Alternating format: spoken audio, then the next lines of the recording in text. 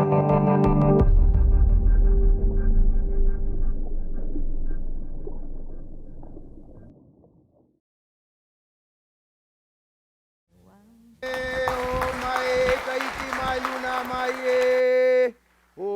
na mea huna no ea o na mele e ho mai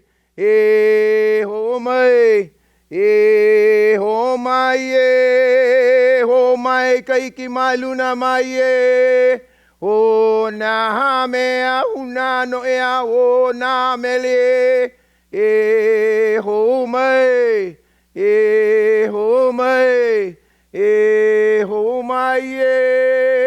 ho mai kaiki mai luna mai o na mea huna no ea o na mele ho mai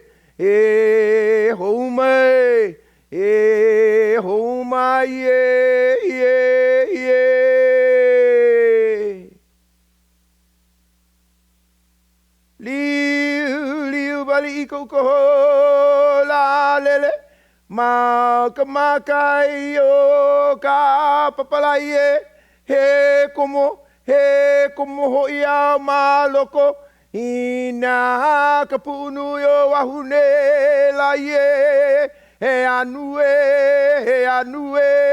ko e vale no ai.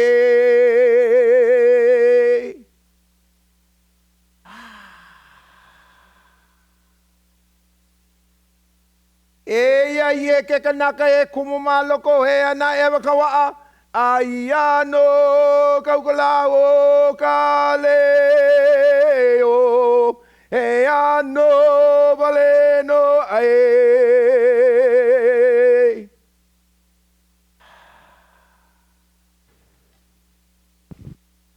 E koma ku i kalani e hoana ia i konoa e mahalo i oi loko mai kai e olo ho'opo mai kai.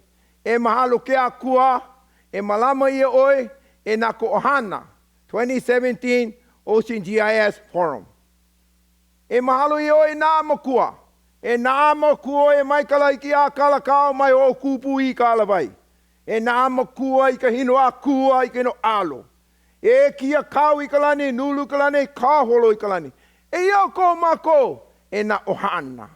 E malama o ko, e na ohana. E ulu i kalani, e ulu konua, e ulu ka paina ko honua. E mahalo e oi na kapuna o ka hiko. E a mama e ua noa. Good morning, everyone. Welcome to the 2018 Ocean GIS Forum. For those of you that have been here before, you know fondly Kimakeo Kapaheleahua, who usually opens our meeting with a traditional Pacific Island protocol. And he couldn't make it, so we wanted just to share a little snippet from last year. And on the phone last night, he asked me to tell you what it means. Aloha kahu, everybody. The ancestors tell him this. Aloha is the unconditional love, respect, care, and share. Napo kalani, people of heaven. Napo kemona, people of the ocean. Napoa kehoana, people of the land. Now I have give you my heaven, ocean, and land. Care for it as I have done, and pass it on to the next generation. Mike aloha pumiana, with the greatest love of all. Mahalo nui loa, this is the way we live our life. Effective, sufficient, essential. Kimakeo says, this is the people of Esri, and the mana in this room only gets greater, as we know from many years. Mahalo, aloha, Kimakeo. He has one more thing that I think you should hear from him directly. It's called kauna. Each of you have a deep, hidden, secret meaning of who you are, what you do, and where you go with this information. And how do we share it with our ohana and generations to come.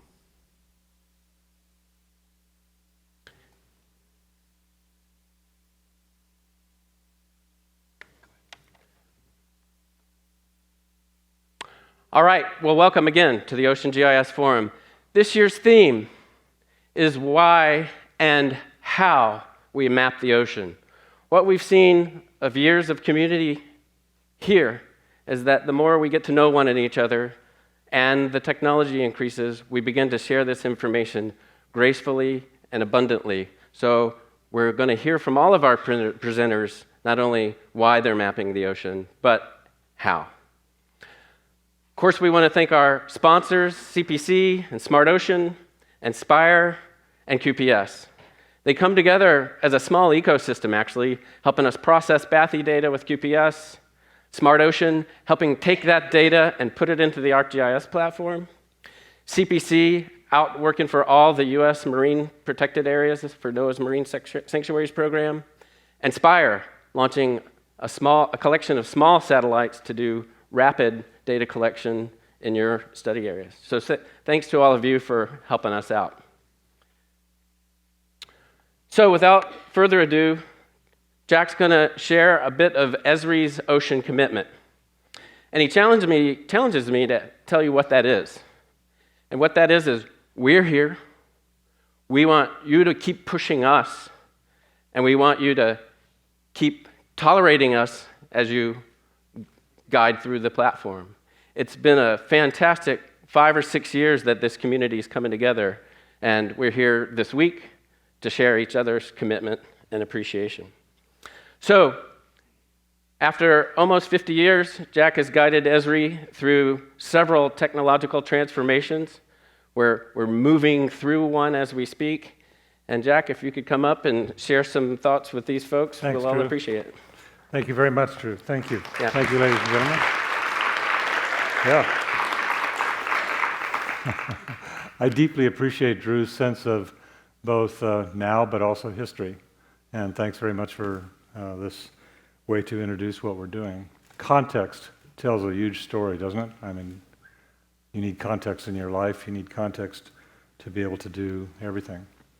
And you didn't exactly answer the question of what is our commitment to oceans.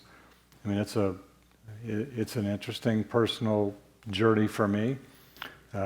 We have many different user communities and groups that we work with, from utilities to forestry to water, and now one for oceans.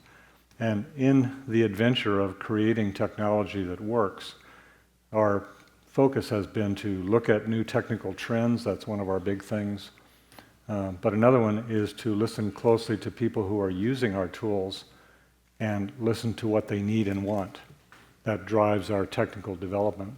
So our commitment to oceans is not just to invent interesting things, but also to invent interesting things that actually support the agenda of ocean research, ocean planning, ocean applications using the power of geography and GIS. So the purpose of this meeting is basically for you guys to get together and learn and create new relationships, to create new understandings, to share, to connect. And so we usually begin the Esri meetings with everybody getting up and turning around and meeting one new person, which reinforces this idea of building relationships. So could you do that for me now, please?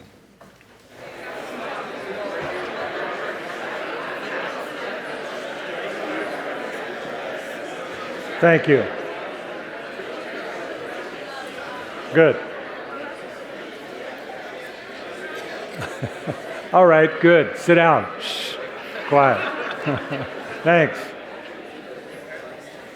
Perfect. So right away you get a certain realization that you're not alone and that there's a very rich and diverse community in this room. And there is a rich and diverse community in this room. They come from multiple countries, from multiple backgrounds with different kinds of interests. So here we go. First, you represent a kind of GIS community. And from my perspective, the reason why I'm personally interested in you and this is because of your work. It's really incredible. And some of it's just beginning work, as we'll see in a few minutes. Some of it's some of the most advanced work in geospatial modeling and analytics and visualization on the planet. And this is a very small group, actually. I speak to groups of many different sizes, sometimes tens of thousands of people. This is a special group, and you pushing your interests in this field, in the whole world of oceans, is incredibly important. It's perhaps some of the most important work in GIS going on anywhere in any discipline. Your work is going to be shared by Drew and myself. We just picked a few snapshots of examples. So Drew, you want to come up and maybe we can talk through these? Sure. Now, we said you're going to explain every one of these to me. In incredible detail. Okay, great. Right. There's 73 of these, by the way, so we'll get there. No, you've seen the increase of storms lately and the intensity of storms, and there are folks from NOAA tracking these and analyzing patterns, and fewer storms doesn't mean less impact, because these bigger storms are costing a lot of money. So we've got folks looking at sea level rise. There are people from the University of North Carolina, Asheville, that are actually working with cities and counties and taking the city-county data, ingesting it, and then running models on how damage may occur, and passing that back all in the ArcGIS platform. So through sea level rise and also from impaction of particular events, exactly. episodic events. And they're also working with floods and fires. Mm-hmm. And just damage modeling is, what's the one in the upper right, the red drum hypoxia risk analysis? So is this reality or is it a model? This is an analysis of risk that was based on all the measurements they're doing with the red tides we saw this summer. And so what we're looking at there is where should we be looking at catch when it comes ashore, making sure we have clean seafood.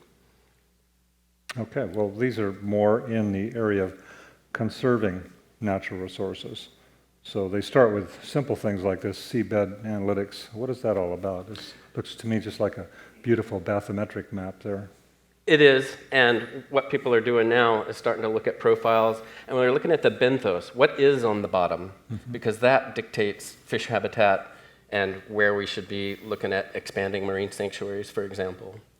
The Marine Conservation Institute, of course, is working on global protected area planning in conjunction with NOAA, and we've got some folks from the NOAA Marine Protected Area Program here that'll be making a presentation tomorrow. And of course, all of the different seafood habitats, even wind energy as a natural resource. In Rhode Island, for example, they've used our technology successfully there. Doing suitability mapping for where to locate wind. And they're online in Rhode Island. So. And these are examples of monitoring and analyzing. Exactly. For instance, the seafloor characteristics, again, there's another community that we are all a part of that is specializing in seafloor habitat characterization. And again, this plays right into marine spatial planning. It's the core of marine spatial planning because it dictates where can we develop infrastructure versus protect the ocean. I mean, it's complex. We look at this impacts of killer whales. What is that map about, the red to blue on the upper right? So the closer to shore some of these whales are, the higher the risk of pollution, ship strikes, all kinds of things. So this is impacts to killer whales, not impacts of killer whales. Right, right. So, yeah, keep your feet out of the water when you're on your stand-up board. I usually do that. Yeah, good. That's good. Okay, in the world of charting and shipping and hydrographic This is production. The most fascinating piece, actually. There's talk of a new hydrography. It's really a revitalized or vitalized hydrography because hydrography has traditionally been chart production, but now we're seeing it as a core foundational component to science. And the ping of a ship to the bottom to create the measurement for a chart is now much more than how deep it is. What's in the water column, what is the benthos made of, all of those things are components of modern hydrography. So there's that, and then the workflows that are occurring now are moving into what we'll call semi-real time. So what used to take months is taking minutes. Yes. So it's a fascinating sport. Well, I always think of charts as kind of the base map of the ocean. I mean, it's used for navigation and understanding at the surface, but it's also those organizations around the world who've focused on chart making have been kind of like base map, topographic base mapping. Right. And they're beginning to get together and realize that there are communities of practice that need that information that they've been traditionally making charts with to do other work with. This happened, by the way, for historical discussion reasons. This happened in the land where GIS was birthed in part by the topographic mapping agencies like USGS. It turned out that almost all the features on a USGS map we used, like road networks and place names and elevation. We used it in different aspects of land GIS. It became the base. And the trick, it seems to me, that's going on in the oceans is that not all of them, but a few of them are beginning to, like NOAA itself, create their charts using GIS rather than a graphics approach.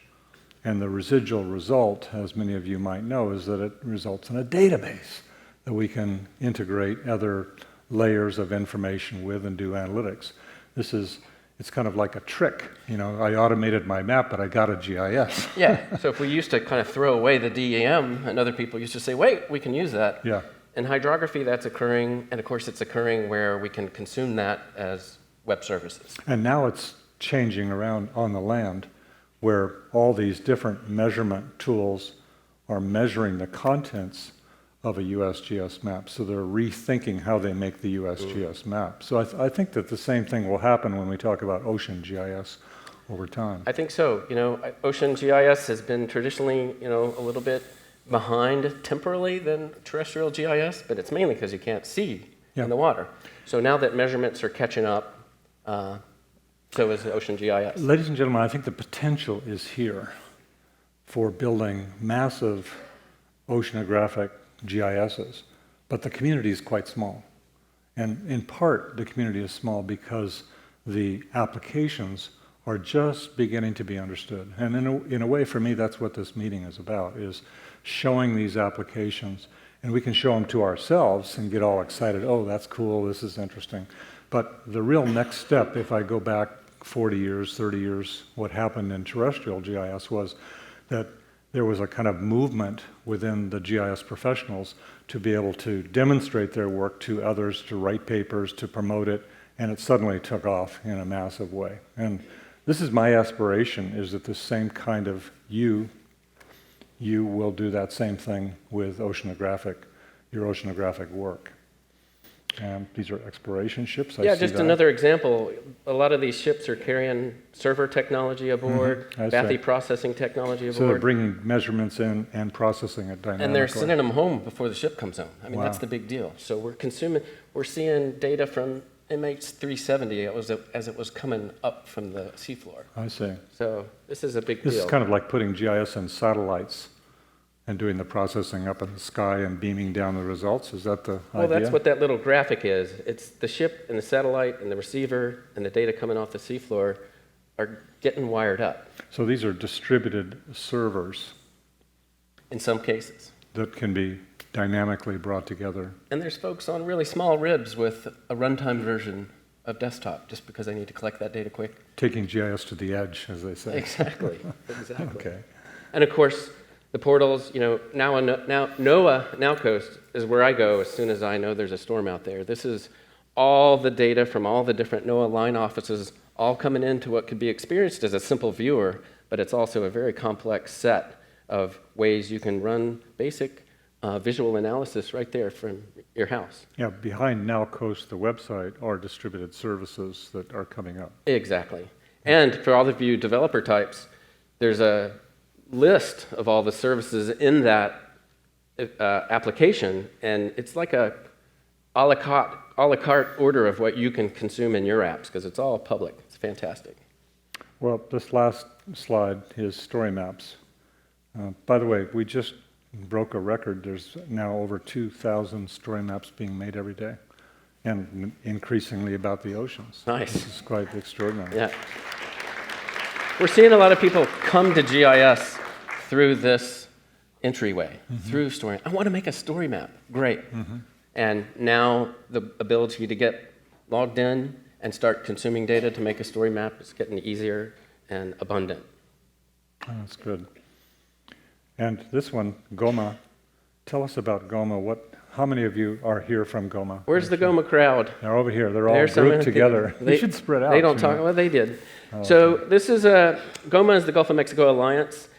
This organization's been around since way before the oil spill, but they really took a leadership role during the oil spill to coordinate research funding, who's doing what, and there's a group here, 2 from each state for the most part, of state agency GIS leaders. So these are folks that have been using our technology for a long time. They're managing portals. They tell me they're adding users now that don't know they're using GIS. And that's what we're after, right? And so they're here to learn and share from this community, and just super excited to have you all. So thanks for coming, Goma. Thanks, Goma. All right. And I'll let you take it from here. All right. So what Drew asked me to do is give you a sort of sense of vision of where I think GIS is going. So at the beginning of this meeting, I want you to pause and think about what's next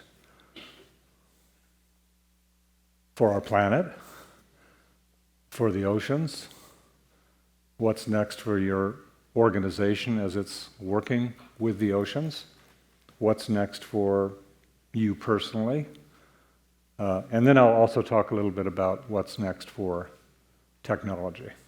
And then what's the interplay between the technology, what's next, and the evolution of our planet. You and I live today in a very complex, increasingly complex and interconnected world. I suppose it's always been that way. And we use geography, the science of our planet, to organize both human dimensions, understand and organize human measurements and sciences, as well as natural sciences. And our planet is constantly changing. I suppose one would say it's been evolving or changing from the beginning.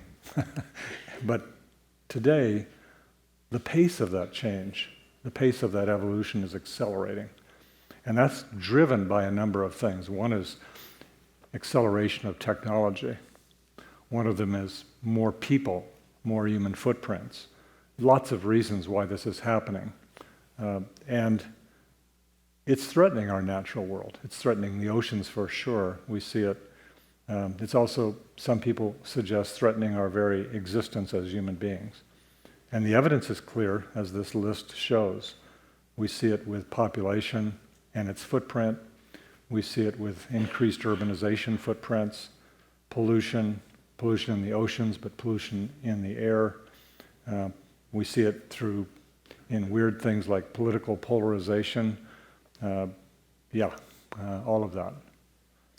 So it's my sense that we're in a place, and most people don't notice it. I notice it. I'm painfully aware of it. We're in a place where humans have never been. Part of it is my travel, and I think, Don, you have a similar sort of experience moving around. You see change that is accelerating and impacting our planet like never has happened before. And it's the arrow's going in the wrong direction. You know, we all are interested in arrows. How are we doing in last night's election? Or how are we doing in this? Or how are we doing in business? Everybody's interested in arrows. But if we look at the planetary evidence about change, it's not a pretty picture, and particularly associated with oceans. This is why I think we need more understanding of what we're doing. We also need collaboration. This is why this group is so very important. And also, ultimately, we need action. Action at lots of different scales. Scientific action, of course, but action by everybody else, our colleagues on the rest of the planet. Now, what should we do is the question. And there are lots of people doing lots and lots of things. But for you in this audience particularly, the talent that you have and the understanding that you have is about applying digital geography. You might call it digital oceanography, Don, is that better? Digital oceanography? I see. Okay, that's fine. I'll call it digital geography, just because I'm one of those guys on the green side, not the blue side. We need to envision what's possible. I mean, someone with spirit has to envision what's possible. And then initiate action in different organizations to engage citizens, to make ocean management smarter, to clean up the pollution, to begin to integrate design and environmental thinking into virtually everything we do. And for me, this is a big challenge. Staying current with the technology, which this conference is all about, is part of that. Moving, learning, collaborating, understanding, and then thinking through this idea that we can apply technology to address these big problems. That means not just technology, but our best science and our best holistic thinking to the issues that are challenging all of us. And for me, the science of where, which is the combination of geographic science and GIS technology, provides us a framework. And this little diagram kind of makes it clear. It shows that we can bring all of our data measurement and management, and then visualize it, and then analyze it, do planning and design, strategy, make decisions, and ultimately take it to action. Now, many of you are engaged in one aspect of this, maybe just measurement. But the fact that you measure and put it into a database cloud environment so that other people can use it for visualization, that's a big step. So while you may be segmented in one piece, the way I see it is you're part of a greater whole. And this greater whole is the thing that can really allow us to leverage our individual's work into making a difference. So this platform, GIS, is advancing, and it's advancing with new kinds of data and new kinds of computing and new kinds of fundamental GIS innovation. That's where Esri really works hard. We work hard not just to innovate, but also to bring in new data types to support these, and also to support new kinds of computing, and then make it easier.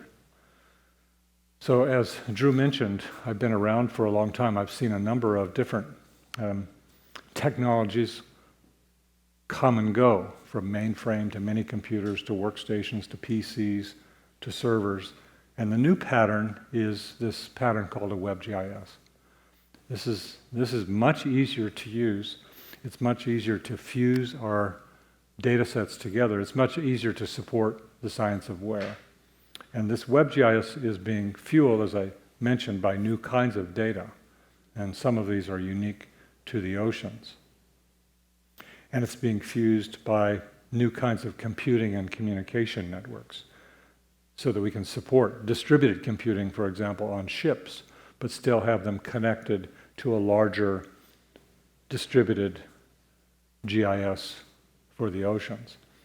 It allows us to bring in new technologies like machine learning and AI. This is right on the front of, that's a huge field, but it's really being integrated now into the geospatial field in interesting and new ways. And finally, one of the things that I suppose you thought I was going to talk about is the innovation within Esri and within GIS, the GIS community. And these are some of the big things we are working on directly.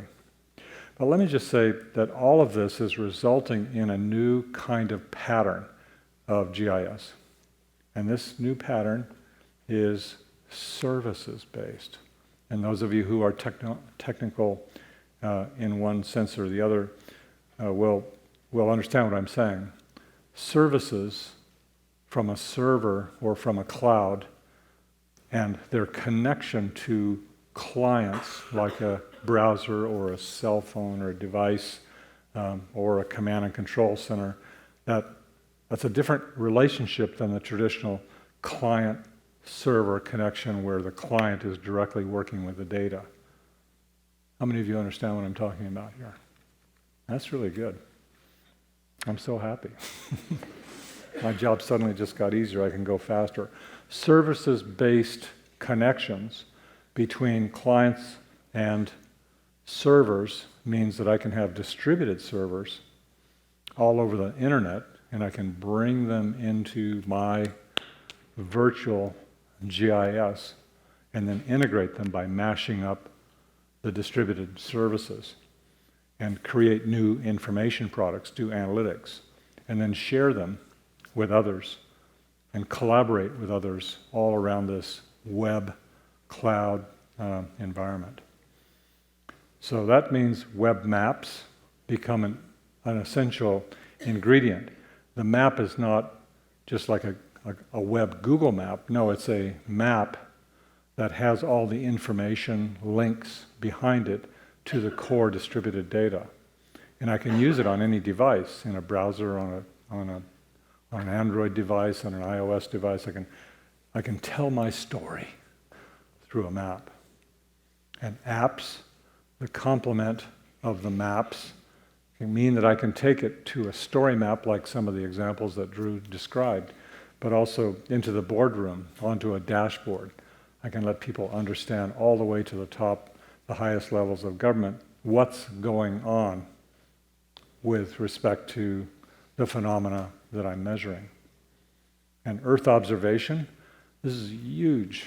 It's accelerating with not only more data, but new types of data that are helping us not only see things directly, but also combine data sets in complex models. And some of you in this room are working on those kind of models. This model is flood prediction. And it takes the weather satellites and predicts 5 or 10 or 15 days out where the rain's going to happen. You guys are all used to that, right? You see where the hurricanes are going to be, the rain's going to happen. But this one is unique. This is done in Tuscaloosa at the Water Center. It drops the rain on the terrain and then runs the rainfall through the stream networks and shows what the flooding is going to be 5 days or 10 days or 15 days in the future. This is the breakthrough. People have always talked about weather modeling and how complicated it is in the future, but integrating those weather models and those weather forecasts with terrestrial information and modeling where the flood's going to be. Just imagine that I can say 15 days out, you better get out of this floodplain because there's definitely going to be water here, and know with certainty that that's going to happen. So this is a big trend. This is what we're working on here as a community. How do we bring this data together and blend it with GIS and AI so we can actually make even more sophisticated predictions? Now, in the past, over the past, many people have begun to digitize their work, automate their work. And that charting example that Drew and I talked about is a good one. People would sequentially automate the production of a map called a chart, that is the bathy and the features associated with it, separately. But what's occurring with this web GIS pattern is that I can take those automated subsystems and I can relate them through a portal. I can connect them through a portal and through location. And I can bring together lots and lots of different types of subsystems of measurement and overlay it, organize it in a portal, and overlay it dynamically to create dynamic, smart, real-time, integrated views of the ocean. That doesn't mean we all have to work in one organization then. It means that we don't have to all do one kind of science or one kind of measurement. Some people can do LiDAR, some other people can do something else, or whatever. You get this idea? This is a big idea, because I think when I look to the future, this is what's going to happen. Massive integration of distributed workflows happening at the same time, organized through portals that can support this idea of dynamic real-time integration. This means understanding the oceans at the speed of light. It means that when I'm on a ship and I organize my data on the ship, my measurements, and I beam them up through the satellite into a portal, somebody in the portal can reference that real-time measurement and overlay it with other kinds of measurements and bring it together as a web map inside of an app. That's the big idea of WebGIS. So these kinds of transformations and technologies are accelerating. And again, I return to this question, how do we take the next step to really embrace this transformation and take it to scale? Again, I want to return to this idea we have to think positively about a better future. We're starting to get wired into everything's going down. We've got to start thinking how we can bring science, integrated science together and create solutions and innovate. This is extremely important at this particular time. And my view, what us as a little community can do, is to create a geoscience-based foundation for creating a better future. That's my big vision. Now, I'm going to change gears for a minute. Well, before I leave that, I'm going to ask the question, how many of you believe that this can actually happen? That's really cool. Yeah, I think I've done a lot of thinking about this, actually. And it's my sense that this could happen. It's not only my sense that it could happen, I think it's inevitable that it will happen. Just considering the forces of what's happening with technology and with science. So if that's going to happen, then how do we actually play into that general movement? How can we accelerate it? Because look, right now, we need to accelerate really quickly. We need to get off our butt and move to bring about this integrated scientific approach. And I know many of us are in separate sorts of stovepipes and organizations. It's not so easy to see the whole, but that's the purpose of this particular meeting, is to see that. Now, at Esri, we see our work primarily as creating useful technology that supports you in doing your work better. Those words are really important. And in the process of doing that, addressing some of these greater challenges. So I'm giving you kind of an insight of what Esri is about. We are interested in pushing it with respect to technology innovation. That's what we care about. And our platform is ArcGIS, most of you know it. It's an open platform. It's now completely services-based, and it can be distributed and interconnected. The big idea is to push on new innovation in GIS, the sort of science side, but also in simple mapping and location intelligence, both with on-premise software, but also a kind of geo-cloud of software services that can bring our users together in collaboration. Now, how do we do it? I've mentioned a couple of times this technology called Portal. You can see it here in this little diagram. The portal is a misnomer. It's not simply a catalog of things. It's actually a whole web GIS of analytics and visualization tools and integration tools. And its primary role is to bring together all types of geographic knowledge. The measurements, or data and services, and organize them in the portal with a metadata catalog. And also the information products that are created from that. So if you create a mashup of 3 or 4 layers of data, you can store it and automatically create metadata about it that gets able to be searched. And it's also about apps and models that people make, and more recently, notebooks, like Jupyter notebooks. And then it's about organizing people with identities and groups. Like this is one big group, but you have lots of little groups. So how do we organize our content around groups with security, and then make it really easily accessible through experiences for discovery and doing work? And In the engineering of this product, we've spent a lot of time trying to figure out how can we integrate many types of data, and we keep pushing that. There are several hundred types now. And in that effort, it's not just how we integrate it, but also how we abstract it into a common language. That common language is web maps and 3D web maps called scenes and layers. These are feature layers. And these data sets can be on different machines on different continents. But I can access them and dynamically bring them together for mashing them up and creating new information products. I'm sorry to go so slow on this, but is this useful to you?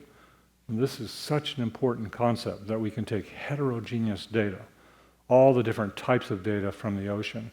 We can leave it exactly where it's at. We don't have to pull it all into one big data bank. We can access it as services, abstract it, and then use it in all sorts of applications. So those data sets are often referred to as systems of record. Features, measurements, they're what we maintain as the backbone of information.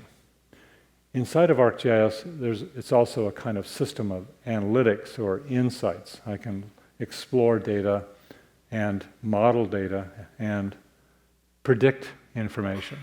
So it's two systems in one. And then finally, it's a third system as well, a system of engagement. And this is all about sharing maps with large communities. Story maps are a part of that. So finally, what are we doing specifically with the product? Lots of things. One is improving the experience that we have in the field with different devices, collector, survey devices, managing workflow forces in the field, navigation, and this is mostly for land, sorry about that, and then exploring data. These are all little mobile apps that live on this server environment. And another app is the dashboard app, which lets us see what people in the field are collecting. So in real time, some people are collecting the data, other people are saying, oh, that's what they're collecting and analyzing and viewing, a kind of dashboard. These dashboards are now web-based. They're very lightweight.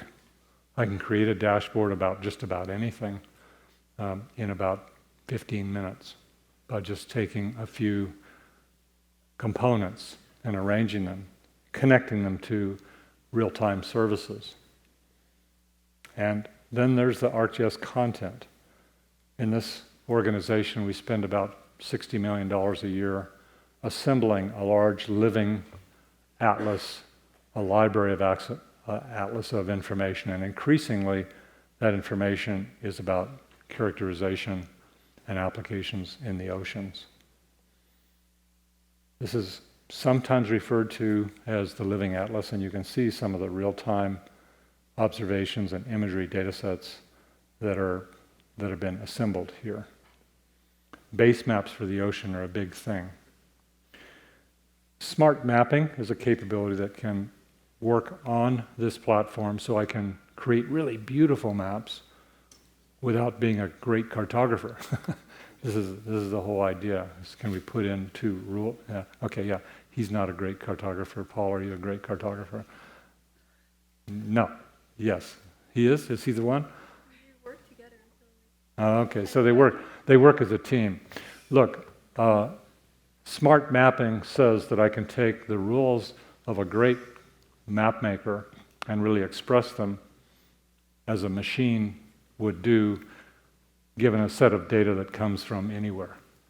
And you can see the results of this. We're working more on advanced cartographic tools, symbology. We're working very heavily on streamlining map production and charting, and integrating mapping with Microsoft tools and Adobe Creative Cloud tools as well. And it's becoming 3D. I can fly around the world on my iPhone now and see distributed services. And not only see them, but also do browser-based or device-based analytics. Analytics not only in the above ground space, but one of the big research areas that we're working on that's critical for the oceans is under the water.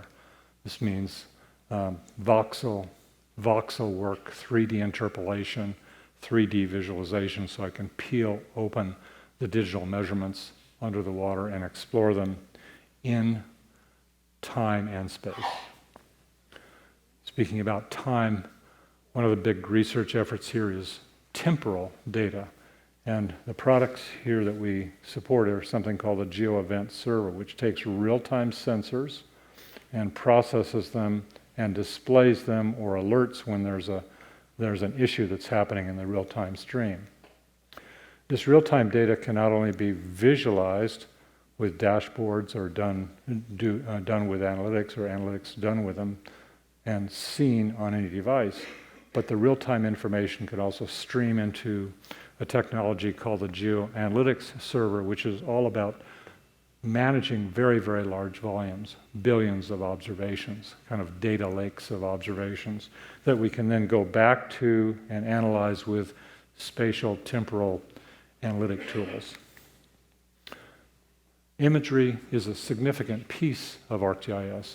This has been one of our huge growth areas in development, and now we support both an image server, which can access all kinds of raster information from different sensors and process it dynamically, but also an image extension to our desktop. And you can see a smattering of examples of new work that's going on in map production, like orthophoto production dynamically, advanced analytics, and just interesting visualization, including things like virtual reality and augmented reality work. Insights you're going to be exposed to here, perhaps some of you are actually using it, is a separate application which allows us to explore data dynamically without knowing much about GIS.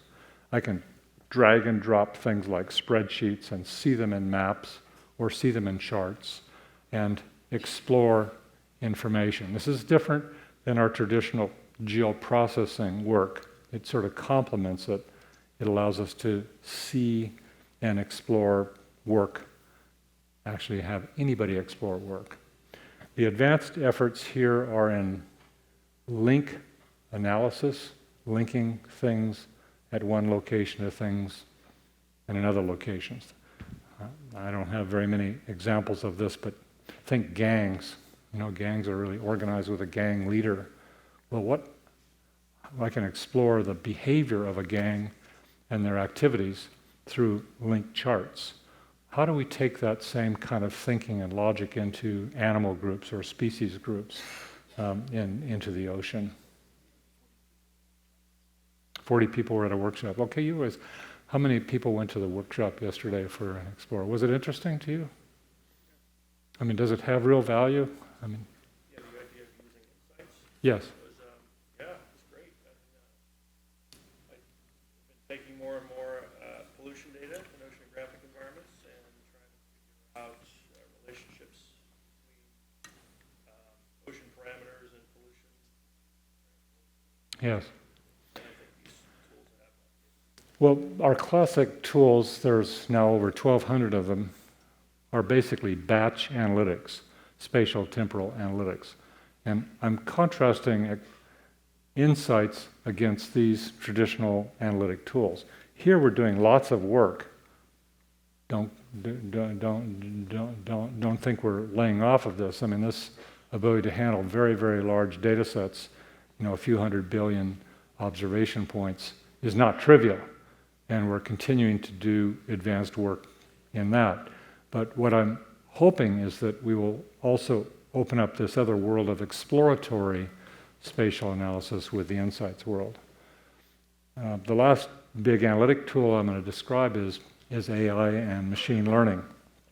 Inside of ArcGIS Pro, there turn out to be a lot of machine learning tools, things like interpolation, regression, classification, that are implemented as part of the geoprocessing functionality. So we can begin to integrate machine learning right into geoprocessing workflows. But in addition, the AI world, which really requires large clouds with very large collections of data, has been integrated using Python scripting. So if I have an ArcGIS Pro desktop, I can connect to one of these cloud environments or platforms and access different frameworks like TensorFlow or scikit-learn and begin to do very, very large data set AI work, getting models, bringing them back into my desktop and applying them in various ways. Our work here is not to create AI, it's to integrate the capabilities of AI into the machine, into the same environment so that mere mortals who are doing GIS work can advantage themselves with those kinds of developments. I'll close with a couple of words about how these research efforts show up in specific products. There are really three basic products: Pro, Enterprise, the server technology, and online. And then a series of solution products that are complementary. And we keep pushing them. Pro is now our most popular product. It used to be ArcMap, and we'll continue to support ArcMap long into the future, but we're putting all of our development work into ArcGIS Pro. What is ArcGIS Pro? It's the next generation of desktop, yes, but it's also a web app. So it's a thick web app, and it's all services based, so I can connect to distributed clouds and access information as a services in a services environment. We could never do that with ArcMap. And lots of new innovation going on here. The second big product is ArcGIS Online. This is a cloud-based, a geocloud with millions of layers in it, hundreds and hundreds of layers that are very meaningful for ocean science. And here we're improving a lot of things. Search, the web experience. For those of you in the federal government, last summer we were FedRAMP authorized. That means a lot to government workers because it means that it's been approved and certified in a security environment. And where we're taking it is more imagery management in the cloud, more imagery analytics in the cloud, new map viewers, and so things will just keep getting better there over time. The third product is called Enterprise. This is the big server. And here again, you can kind of glance through this list of things we have been working on and what are coming. The big things here technically are it's becoming simpler to set up and manage very large clusters of server technology. Those of you here from NOAA will know that there are actually clusters with thousands of CPUs or thousands of cores that are running to support the Weather Service activity. So this is a massively scalable technology and can now be integrated. So I can have distributed servers or distributed enterprise implementations, and I can interconnect the portals between them so I can have a portal of portals. So the metadata in one server can be shared into another portal.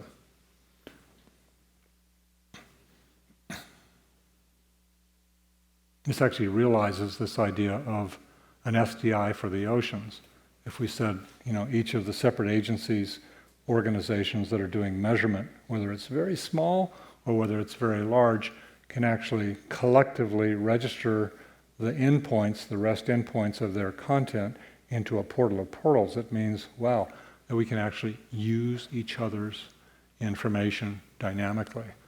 And in the broader community, we've also wired this so that it can live inside of ArcGIS Online outside of a firewall so that the general public can have access to open data that is shared or open services that are shared so we can engage with citizens at different levels. We are also working on a community hub sharing portal, which is called Hub.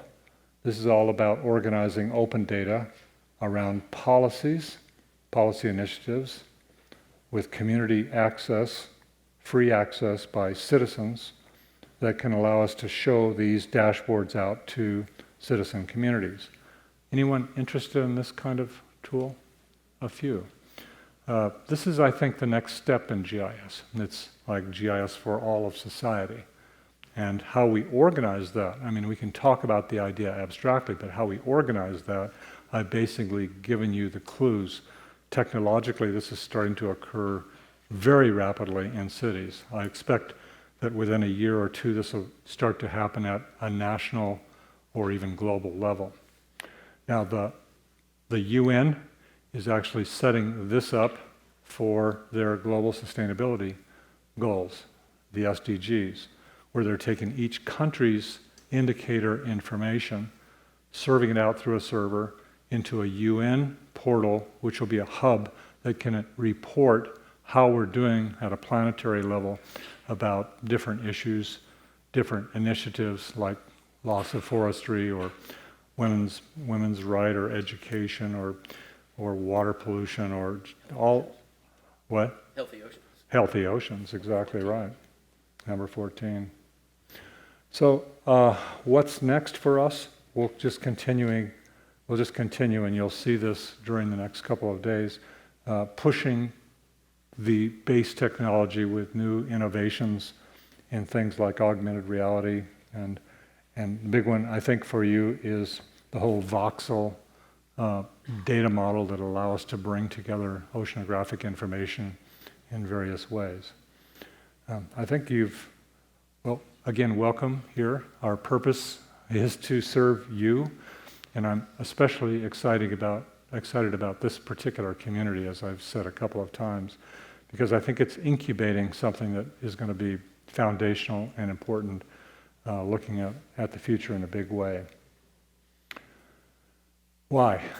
Well, we are exponentially changing our planet, and that's a big deal, and it's creating a lot of problems. And the oceans are kind of that indicator that give us the evidence of just how very serious a problem this is. And your role of transforming our understanding of the world and specifically oceans and how we carry out that responsibility, I think GIS is actually the platform for doing it. So the bottom line for me is, how can we rapidly scale your work, this work, so that we can collectively apply GIS to getting people to wake up. Now look, GIS is playing a small piece. Sylvia Earle in her advocation is playing, she's got a megaphone that talks about it, as do others around the world. But I think GIS in its own way is providing the science base. It's not about going to the right or the left. It's about providing the evidence that will help the world understand what we need to do next, create a better planet, a better future for all of us. Well, that concludes what I wanted to talk about. I wanted to, again, just close by saying thank you. I deeply appreciate your work. I am committed to supporting you any way I can, and so I know my colleagues are as well, perhaps even more so than me. So thank you, ladies and gentlemen.